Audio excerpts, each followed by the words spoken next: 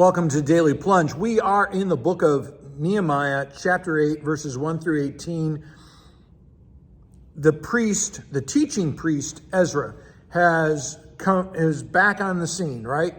And his responsibility is to help form the spiritual life of all the people. And it's really instructive how this happens in this chapter. One is all the people are gathered together, and Ezra the priest it says teaching them book of the law, but actually as I'm always telling you, when you look at the interpretation, the Hebrew word is Torah, and Torah is not just law. The Torah is the word of God that is both law and gospel. It is both command or rule plus promise, and actually the promise is the more important part. And it is the law and the gospel that is given by the Lord through Moses. Ezra, it says, brings the word. And what does that mean? He's preaching. He's preaching the word, law, and gospel to who? To the men and the women and to everyone who could understand it. Well, who might that be? I think it includes the children. Yes, they're not too young or too dumb to understand it. And that's the thing, is that the whole community needs to be immersed in the Word of God.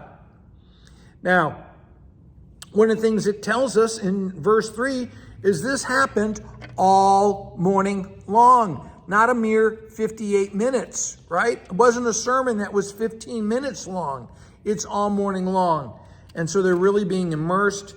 We hear about how Ezra is on this stage. He's in the chancel in front of everybody, but there's all these other men. And one of the things to think about is that both men and women are needed in the life of the church. And when men take the lead, when men are there leading the spiritual life, the women are right there beside them, and the whole congregation grows spiritually. Verse 7 talks about how then the leaders broke the whole community into smaller groups and taught them the word in that manner.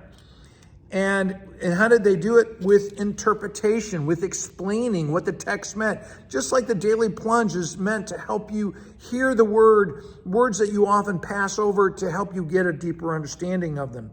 And so the people, it says that they begin to weep as they hear the book of Torah. Why? Because there's a sense in which they're convicted. And yes, they're convicted of their sins, but also and how they broke the law, but also they weep because God's grace is so great. And so there is a weeping at both the law and the gospel. And then the people, it says, celebrated that they were teaching this word, the word of God, and that the joy of the Lord, knowing God, is their strength.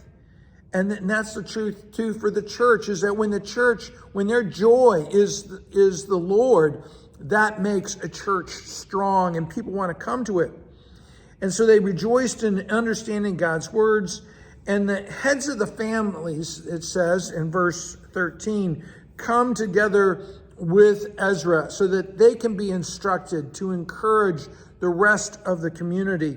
And then the whole community commits to being in the festival of booths. And so there's a real sense in which the liturgy gives a pattern for their lives, gives meaning for their lives, and that liturgy informs the life of the church. Well, a lot to cover. Hey, thanks, friends. Have a blessed day. If you like what you're hearing, please like it, share it, subscribe, and pray for this ministry. Thank you very much. Have a blessed day.